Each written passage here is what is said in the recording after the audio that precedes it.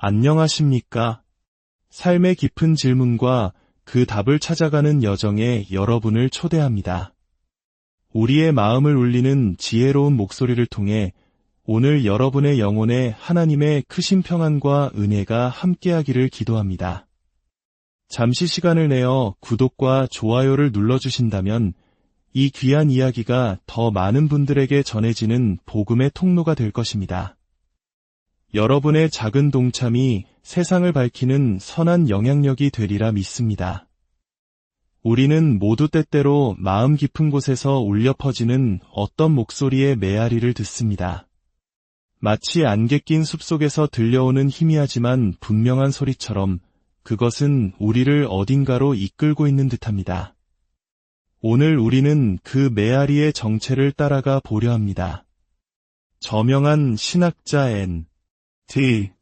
라이트의 통찰을 바탕으로 기독교 신앙의 핵심이 무엇인지, 그리고 그것이 오늘을 살아가는 우리에게 어떤 의미를 갖는지 함께 탐색해 보겠습니다. 이 여정은 총 3부분으로 이루어집니다. 첫 번째 부분에서는 우리 모두가 공통적으로 느끼는 4가지 마음속 갈망, 즉 목소리의 메아리에 대해 이야기할 것입니다. 우리 인간의 마음속에는 4가지 강력한 메아리가 울려 퍼집니다. 첫 번째 메아리는 정의를 향한 갈망입니다. 우리는 세상이 바로잡혀야 한다는 것을 본능적으로 압니다. 5살짜리 아이들이 놀이터에서 놀다가도 금세 그건 불공평해 라고 외치는 것을 보면 알 수 있습니다. 누구도 아이들에게 정의의 원리를 가르치지 않았지만 아이들은 공정함과 불공정함을 압니다. 이 감각은 우리 존재에 깊숙이 새겨져 있습니다. 우리 한국인들은 역사 속에서 수많은 불의에 맞서 싸우며 정의를 갈망해 왔습니다. 그 억울함과 바로잡고 싶은 마음, 그것이 바로 정의를 향한 메아리입니다. 하지만 우리는 세상의 거대한 부조리는 물론이고 우리 자신의 삶 속 작은 잘못 하나 바로잡는 것조차 얼마나 어려운지 절감합니다. 우리는 정의를 알지만 그것을 완전히 실현할 힘이 우리에게는 없다는 사실에 좌절합니다. 이것이 첫 번째 수수께끼입니다. 두 번째 메아리는 영성을 향한 갈망입니다. 불과 수십 년 전만 해도 세속화의 물결 속에서 영성이라는 단어는 낡은 유물처럼 여겨졌습니다. 하지만 지금은 어떻습니까? 사람들은 명상, 마음챙김, 그리고 다양한 형태의 영적 탐구를 통해 삶의 의미를 찾으려 합니다. 이는 인간이 단순히 물질적인 존재가 아니라는 것을 증명합니다. 우리의 삶에는 시험관에 담거나 은행 잔고로 측정할 수 없는 더 깊은 차원이 있습니다. 우리는 무언가 신성하고 초월적인 것과 연결되고 싶은 본능적인 그리움을 가지고 있습니다.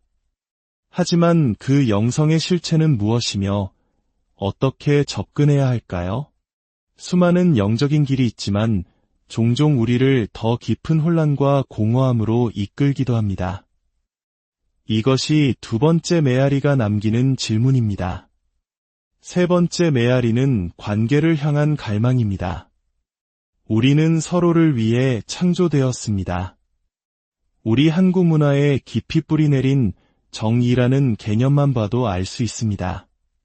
우리는 본능적으로 서로에게 연결되고 사랑하고 사랑받기를 원합니다.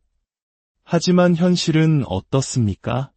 가장 가까운 가족, 친구, 연인과의 관계 속에서도 우리는 상처를 주고받으며 힘들어합니다. 전 세계적으로는 전쟁과 갈등, 경제적 불평등이 끊이지 않습니다. 우리는 함께해야 한다는 것을 알지만 진정한 화합을 이루는 데에는 계속해서 실패합니다.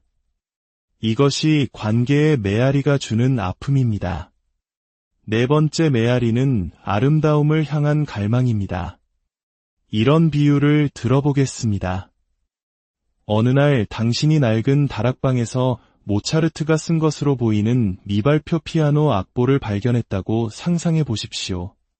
너무나 아름다운 선율이지만 중간중간 피아노 파트가 멈추고 공백이 있습니다.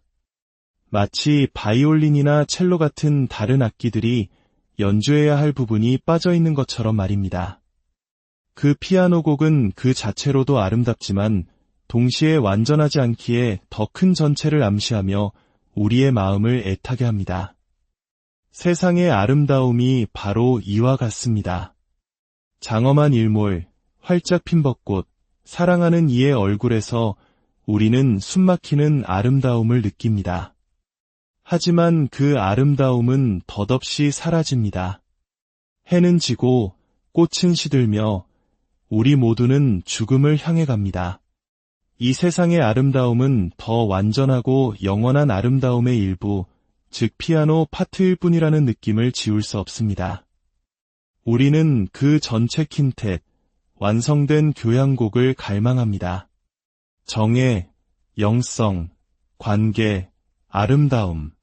이 네 가지 메아리는 우리에게 무언가 잘못되었고 무언가 빠져 있으며 우리가 원래 속해야 할 더 크고 완전한 세계가 있음을 속삭입니다.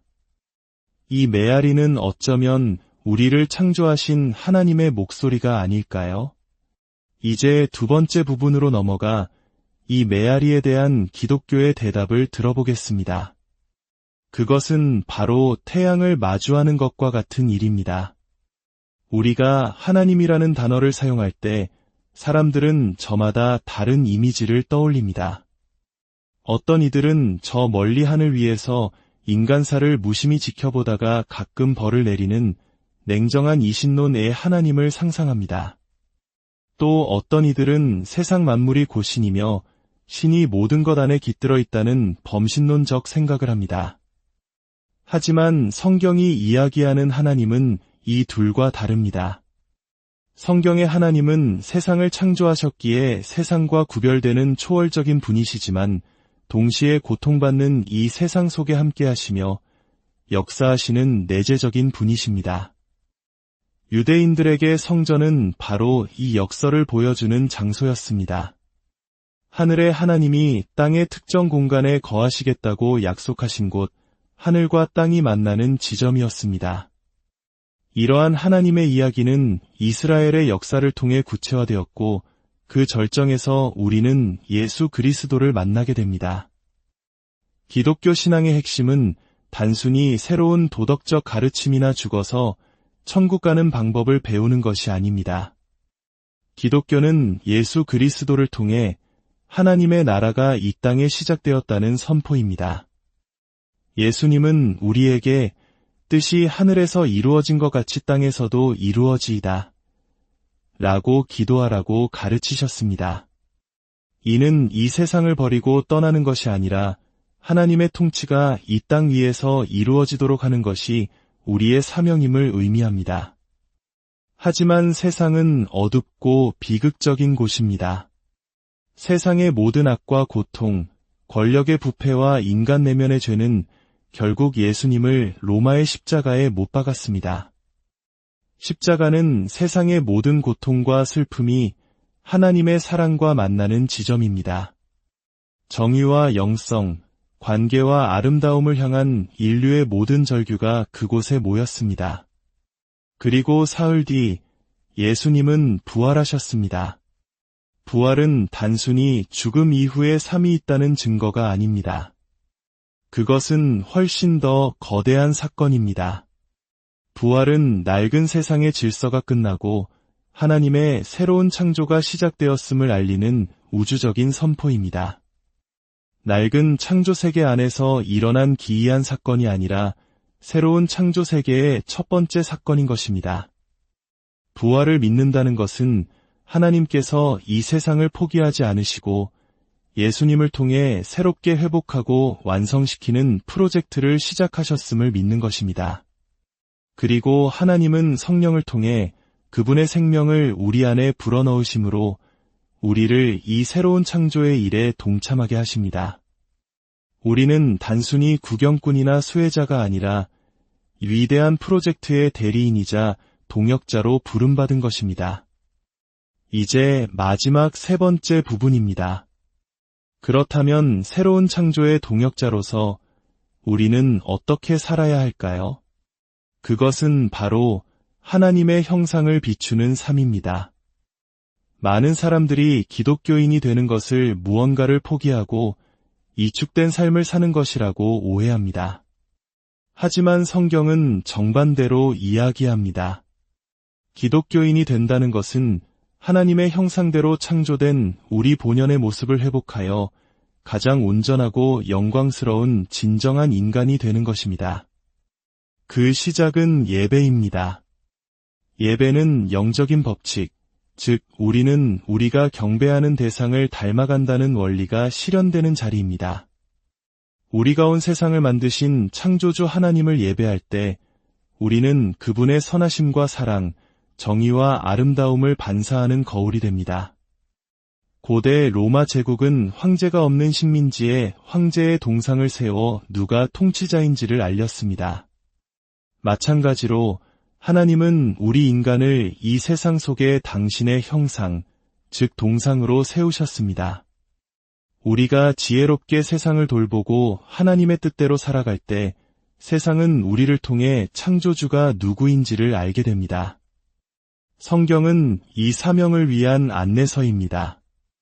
성경은 단순히 규칙을 나열한 법전이 아닙니다. 그것은 하나님께서 어떻게 세상을 구원하고 새롭게 하시는지에 대한 장엄한 이야기이며 우리를 그 이야기 속으로 초대하여 하나님의 선교를 위한 일꾼으로 무장시킵니다. 성경의 권위는 책 자체에 있는 것이 아니라 성경을 통해 말씀하시고 일하시는 예수 그리스도의 권위입니다. 그리고 우리는 이 여정을 혼자 갈 수 없습니다. 교회는 바로 이 새로운 창조를 위해 부름받은 하나님의 가족 공동체입니다. 때로 교회는 우리에게 실망을 안겨주기도 하지만 종교개혁가 칼뱅이 말했듯 하나님이 우리의 아버지라면 교회는 우리의 어머니입니다. 우리는 서로에게 속해 있으며 함께 이 사명을 감당해야 합니다. 결론적으로 새로운 창조는 이미 시작되었습니다. 예수님의 부활과 함께 새날의 태양이 떠올랐습니다. 우리는 더 이상 낡은 세상의 방식에 얽매여 있을 필요가 없습니다. 이제 성령의 능력 안에서 이 땅에 하나님의 나라를 세워가는 청지기이자 선포자로서 우리의 온전한 역할을 감당할 시간입니다. 우리는 영성을 위해 창조되었지만 공허한 자기 성찰에 머뭅니다. 기쁨을 위해 창조되었지만 순간적인 쾌락에 만족합니다. 정의를 위해 창조되었지만 복수를 외칩니다. 관계를 위해 창조되었지만 자기 방식만을 고집합니다. 아름다움을 위해 창조되었지만 값싼 감상에 만족합니다. 하지만 이제 다릅니다. 새로운 창조가 시작되었습니다. 그리스도인들은 예수 그리스도의 무덤에 이 세상의 모든 깨어짐과 불완전함을 남겨두고 떠나도록 부름받았습니다. 이제 성령의 능력으로 일어나 우리의 마땅한 역할, 우리의 온전히 인간다운 역할을 감당할 때입니다. 우리는 동터오는 새날의 대리인이여 선포자이며 청지기입니다. 이것이 바로 그리스도인이 된다는 것의 의미입니다. 예수 그리스도를 따라 하나님께서 우리 앞에 활짝 열어주신 그분의 새로운 세계로 들어가는 것입니다. 이 말씀을 듣는 모든 분들의 삶 가운데 하나님의 새로운 창조의 빛이 가득하기를 기도합니다. 여러분이 걷는 모든 걸음이 정의와 아름다움, 사랑과 영성을 이 땅에 심는 거룩한 여정이 되기를 축복합니다.